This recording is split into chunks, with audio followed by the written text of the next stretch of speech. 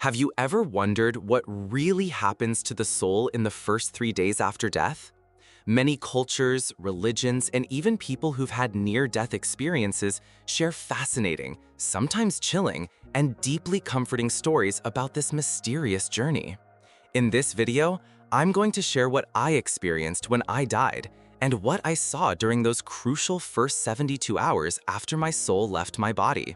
Stay with me until the end. It might just change how you see life, death, and what lies beyond. The moment I died, I felt an instant release, like shedding an old heavy coat I didn't even know I was wearing. There was no pain, only freedom.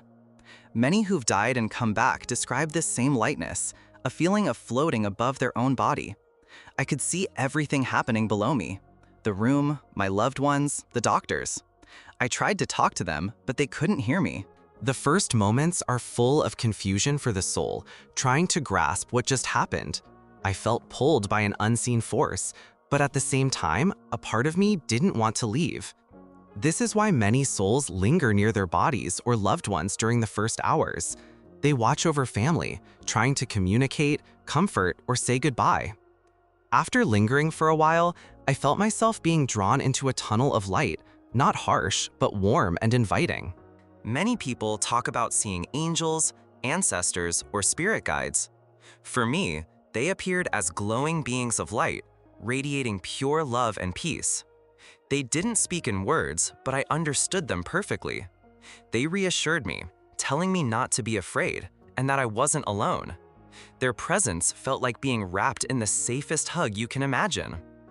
Some traditions say these beings help guide the soul, so it doesn't get lost or trapped between worlds. During this time, souls often see flashes of their life, feeling gratitude, regret, and an overwhelming sense of clarity about what truly mattered.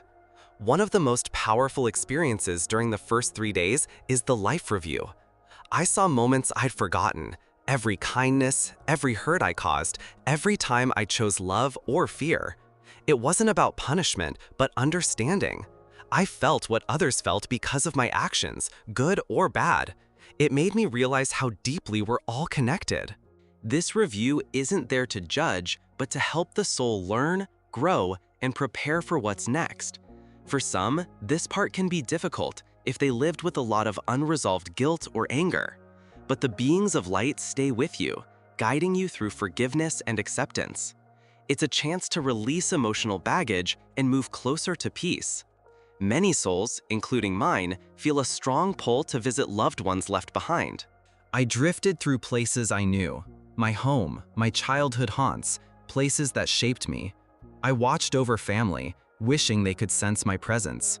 Some people do feel or dream about departed loved ones during these days. It's said that the soul tries to comfort grieving family, send signs, or even plant seeds of hope. I realized that love is a bridge that death cannot break. It was painful to see their sorrow, but comforting to know I could still be close in spirit. This time is also when unfinished business can bring a soul back to say silent goodbyes. After the visits, there came a moment when I felt a gentle but firm tug. It was time to move on. I was given a choice: stay in this earthbound state, clinging to the past, or move toward a higher realm. The beings of light explained that staying too long could trap a soul in sadness or confusion. They showed me a realm of peace, beauty, and endless love, a place where pain and fear don't exist. I felt ready. The first 3 days are about letting go of the body, attachments, regrets, and fears. Crossing over fully means embracing what comes next without clinging to what's gone.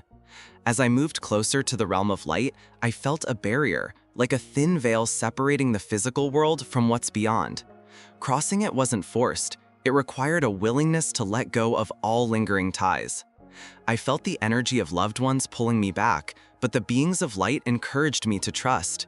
It was like stepping through a curtain woven of memories, hopes, and fears. Once I crossed, an immense calm washed over me, as if I had returned to a place I'd always belonged but had forgotten. Many describe this as going home. Beyond the veil, I wasn't alone. I was greeted by familiar souls, family members who had passed long before me.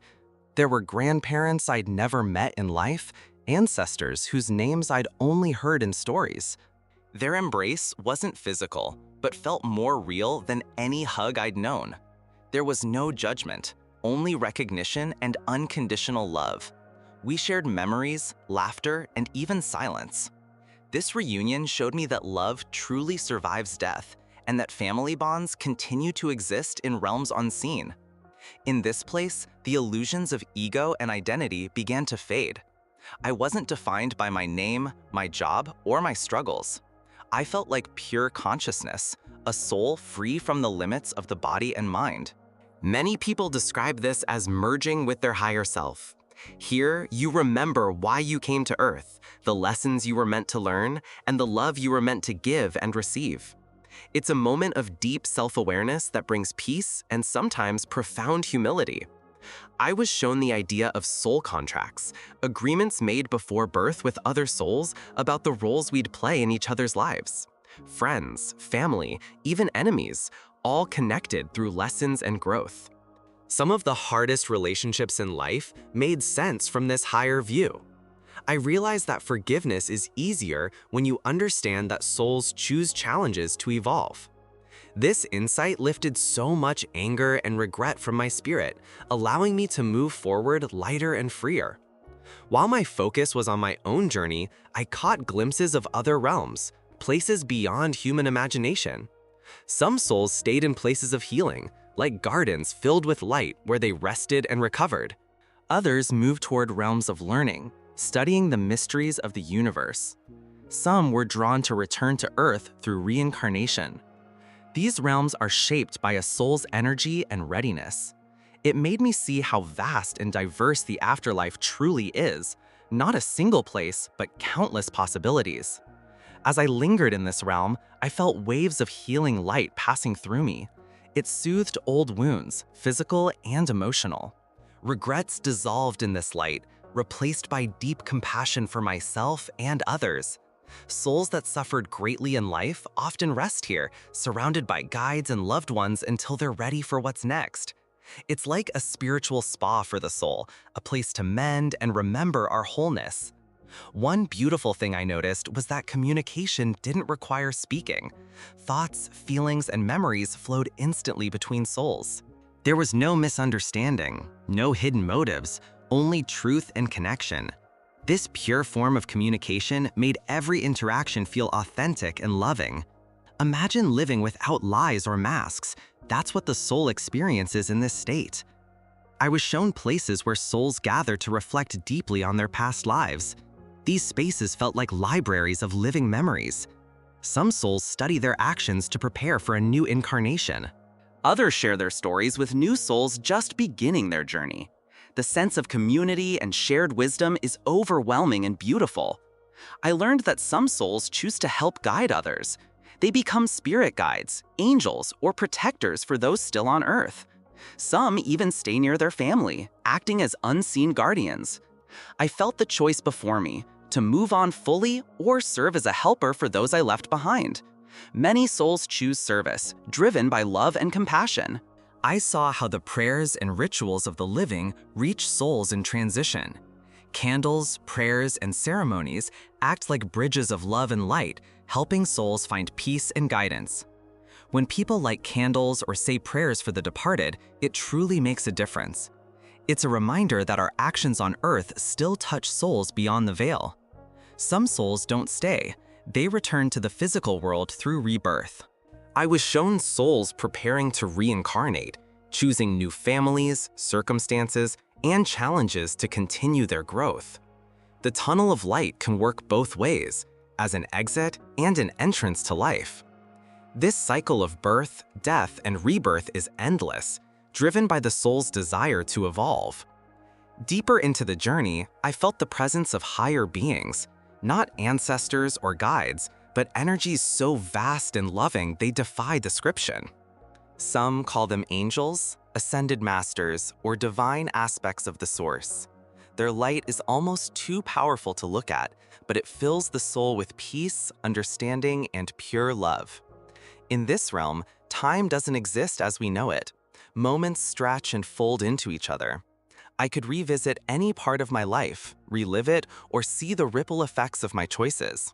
It made me realize how important every moment is, how even small acts of kindness echo far beyond what we see. I witnessed souls creating worlds of light, sound, and color. Here, creation is instant. Thoughts become reality. Souls use this space to express themselves, heal through art, or prepare for the next stage. It's like a boundless playground where the imagination shapes reality. For those who choose to return to Earth, there's a stage of preparation. Guides help plan the next life, where to be born, what lessons to learn, who to meet. It's not random. Every hardship, joy, and relationship is carefully chosen for the soul's evolution.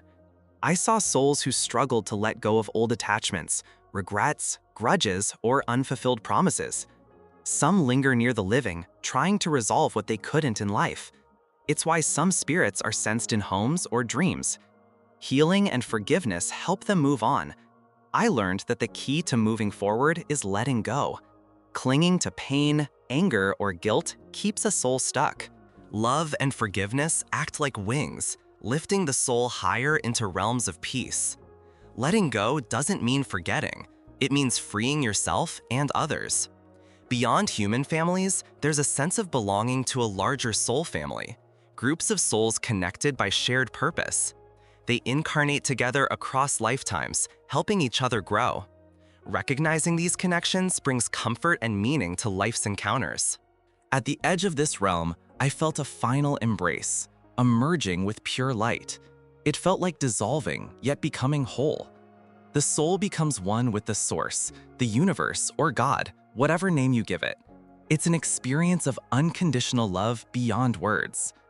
After my journey, I understood that my experience wasn't just for me, it was meant to be shared. The message is simple but powerful. Live with intention and kindness. Every word, every thought, every action leaves an imprint on the soul and the universe. Many of us go through life on autopilot, forgetting how precious our time really is. I realized we're here to love, to forgive, to grow, not to hold grudges or live in fear. If you take anything from my story, let it be this: be fully present, cherish those you love, and don't wait to make things right. One thing that surprised me was how souls send signs to the living. Butterflies, feathers, dreams, flickering lights. These are small reminders that our loved ones are close. In the days after my passing, I tried to reach my family through dreams and subtle signs. It brought me peace knowing they sometimes felt my presence. If you've ever sensed a loved one near you, trust that feeling. It's real. Love forms a bridge stronger than death. So stay open to the whispers and gentle nudges. They're messages from beyond the veil. I was given a choice: stay in that realm of peace or return to share what I had seen. It wasn't easy. Once you felt that pure love, coming back to the physical world feels heavy. But I knew my story could bring comfort to those afraid of death. It could inspire people to live with more purpose and compassion. So, I chose to return, carrying memories that words can barely describe. I believe more people are sent back every day to remind the world that death is not to be feared, but to be understood as a beautiful transformation. What does this mean for you here and now? It means you don't have to wait until the ends to appreciate life's beauty. Tell people you love them. Forgive when it's hard. Follow your dreams while you can. Don't waste time holding on to anger or regret. Those feelings only weigh down the soul. The biggest lesson from my journey is that life is short, but the love we share lasts forever. Use every day to add light to the world, even in the smallest ways. That is what your soul will carry forward. Finally, I want you to know this: our souls never truly die. They change, evolve, and continue on a journey far greater than we can comprehend. The first 3 days after death are just the beginning of an adventure beyond imagination. When your time comes, you won't be alone. You'll be welcomed, loved, guided, just like I was. Until then, live fully, love deeply, and fear nothing. This life is precious, but what waits for us is even more extraordinary. Coming back, I realized the soul carries back wisdom that can't be learned from books. It's the wisdom of understanding what truly matters: connection, love, forgiveness, and the simple beauty of being alive. Many who've returned share the same truth. The small moments are the big moments. A kind word, a gentle touch, a shared laugh. These are treasures the soul remembers. When you face difficulties, remember that your soul is stronger than any struggle because it knows it's eternal. One of the most powerful lessons I brought back is the importance of gratitude. From the other side, I saw how even my hardest days were blessings in disguise, lessons that shaped me, broke me open, and helped me grow. Gratitude lifts the soul, making it lighter and closer to the realms of love and light. If you want to feel more connected to life and the unseen, start each day with simple gratitude. It's one of the most powerful spiritual practices we can carry with us while we're alive. One thing I wish everyone could feel is the unconditional love that surrounds us beyond this life. There, I knew with certainty that no love is ever wasted. The people you love and who love you are bonded to you across lifetimes. If you've lost someone, know that love doesn't end. It simply changes form. They may be gone from sight, but they walk beside you in spirit. Talk to them, remember them, and trust that your words reach them. Love is the only thing that survives every ending. Returning to the living world isn't easy after tasting that realm of peace. But I now see that we are here to share the light we carry within. Every act of kindness, every moment of compassion, every smile given freely is a spark of that light. When we share it, we create a little piece of heaven on earth. You don't need to wait for the afterlife to live in the light. You can bring it here, now, through how you treat others and how you care for your own soul. So if you hear my story, let it be an invitation. Don't wait for tomorrow to tell someone you love them. Don't wait for a perfect moment to forgive. Don't put off your dreams or your healing. Life is fleeting, but your soul is timeless. Make this life a beautiful chapter of your endless story. And when your time comes, remember, you won't face it with fear, but with peace, because love will be there to guide you home. One of the most humbling things I witnessed on the other side was how our good deeds ripple far beyond what we see. A single act of kindness can echo through families, communities, and even generations. I was shown moments I'd forgotten, small gestures that had made a difference in someone's darkest day. Even a smile to a stranger or a word of encouragement can shift a soul's path. Knowing this changed how I see everyday life. Nothing kind is ever wasted. The universe remembers it all. In the realm beyond, I encountered what many call a soul tribe. These are souls deeply connected to ours through countless lifetimes. Friends, family, mentors, and companions who appear again and again to help us grow. They feel familiar instantly, like coming home to a family reunion you didn't know you'd missed. Sometimes in life, we meet someone and feel an unexplainable bond. That's the soul tribe at work. Cherish those connections. They're sacred reminders that we are never alone on this journey. During my experience, I was shown a place some call the Hall of Records, or Akashic Records. It's like an infinite library that holds the memories of every soul's journey, past, present, and future possibilities. There, nothing is hidden. Our intentions, choices, and lessons are all part of our soul's story. Standing before my own records, I felt no shame or fear, only understanding and deep compassion for the life I'd lived. It reminded me that our mistakes don't define us, they teach us, and our soul grows because of them. Another powerful lesson was forgiveness. On the other side, forgiveness feels effortless because you see why things happened, what you learned, and how holding on only keeps you tied to pain. But here on Earth, forgiveness can be hard. My journey showed me it's worth practicing now, not waiting until we cross over. When we forgive, we free ourselves first. If there's someone you've been unable to forgive, maybe even yourself, remember that your soul wants to be light, not weighed down by old wounds. As my vision of the afterlife faded and I returned, I carried a final blessing, the certainty that there is nothing to fear about death. What waits for us is love, reunion, healing, and a return to who we truly are. souls of light. Until that day comes, live as if your soul already remembers this truth. Love boldly, forgive freely, and share your light generously. Your time here is precious, but your soul is forever. One message that echoed through my whole experience was that each soul comes to Earth with a purpose, a mission that may seem ordinary but is sacred. Some purposes are grand and visible, others are quiet acts of love and service that change lives in ways unseen. On the other side, I saw how even a life that feels small is never meaningless. If you ever doubt your worth, remember, your existence alone touches countless lives. Your kindness, your courage, and your simple presence are part of a bigger plan your soul chose to fulfill. Throughout my journey beyond, I felt the presence of gentle guides, beings who stayed with me every step of the way. They didn't judge, instruct, or force anything. They simply offered comforts, guidance, and a sense of safety as I crossed realms. These guides are with every soul, not just in death, but in life too. Many of us feel them as intuition, gut feelings, or sudden flashes of inspiration. Listen to these nudges.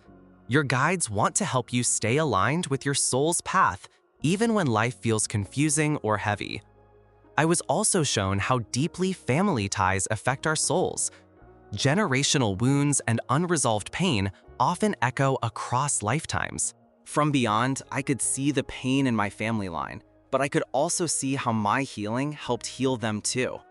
When you choose to forgive, to break unhealthy cycles, or to love differently, you don't just heal yourself, you heal generations before and after you. It's one of the greatest gifts you can give your soul family, and it makes your journey lighter for lifetimes to come.